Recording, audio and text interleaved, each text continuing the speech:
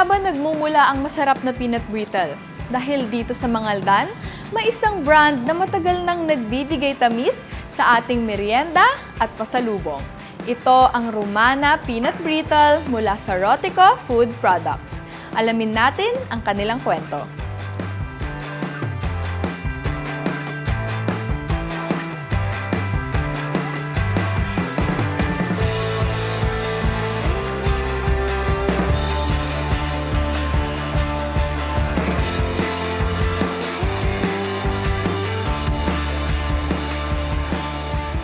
Ang Romana ay hindi na bago sa panlasa ng marami. Dekada na itong parte ng bawat biyahe, handaan at pasalubong. Mula pa noong maliit na kitchen operation lang ito, lumago at naging isa sa pinakakinikilalang peanut brittle brand sa bansa. At lahat yan nagsimula dito mismo sa Mangaldan. Ang unang produktong ginawa nila is Romana Peanut Brittle. Under my mom's name, Romana. That was in the year 1956.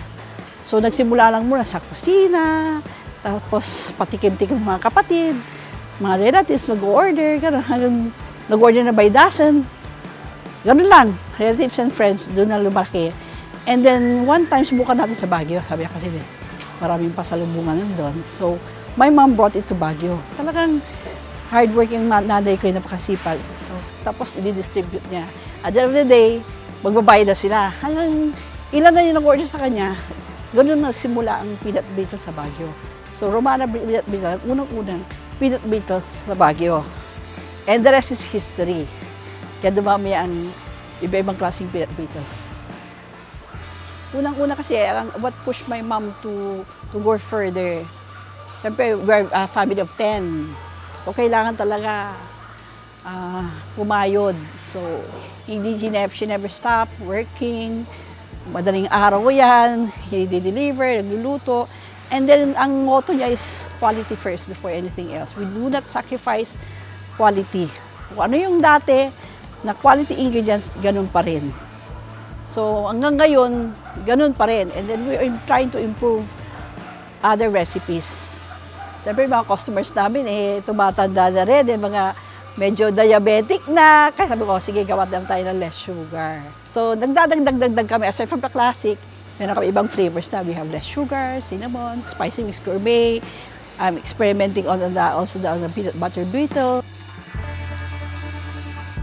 Makikita mo sa kanila na Romana Peanut Brittle gives joy and happiness sa mga tao, lalo pagdatikman. Sarap, sabi niya, paulit-ulit na masarap, ma'am.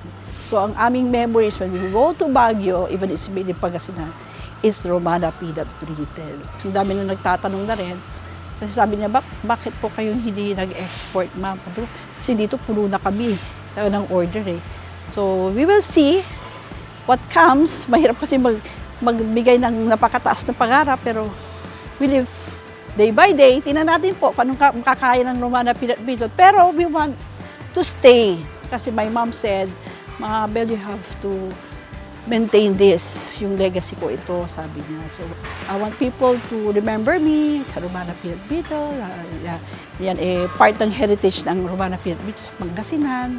Tapos yung mga members ng mga tao sa Baguio, when they go, they really look for Romana Peanut Brittle. Huwag mo pababayaan yung palakihin nyo.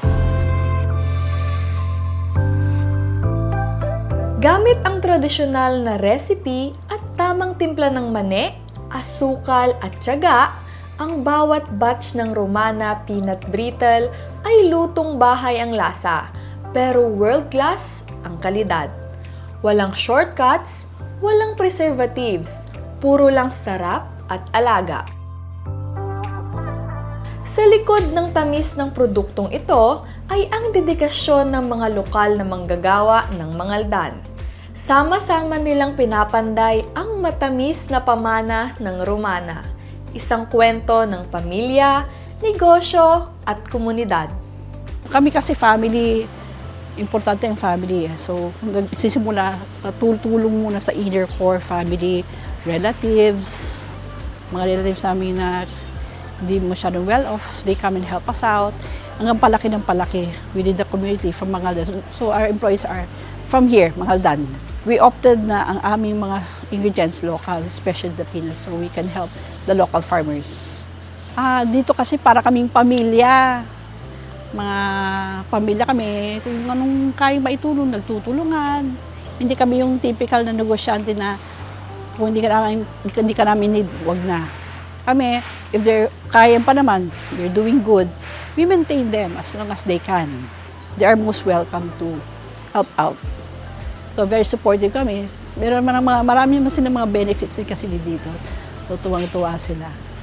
Kung ikaw ay nagtatravel sa parte ng Pilipinas na puno ng kultura at sarap, pagpalampasin ang Rotico Food Products. Kilala sila sa kanilang peanut brittle, pero di lang yan, dahil may peanut butter at cashew butter din sila. If you're looking for snacks, try their salted nuts, cashew brittle, at ang kakaibang cashew adobo. At para sa mga chocolate lovers, may tableya cacao din sila. So kung mabisita ka dito sa Mangaldan, make sure to drop by Romana Peanut Brittle.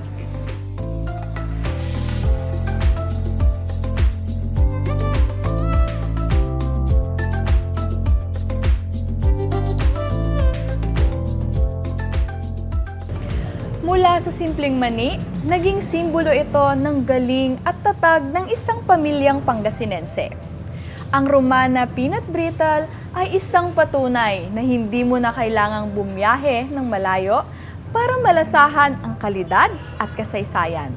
Dito pa lang sa Mangaldan, busog ka na sa sarap, sa kwento at sa ganda ng Pangasinan.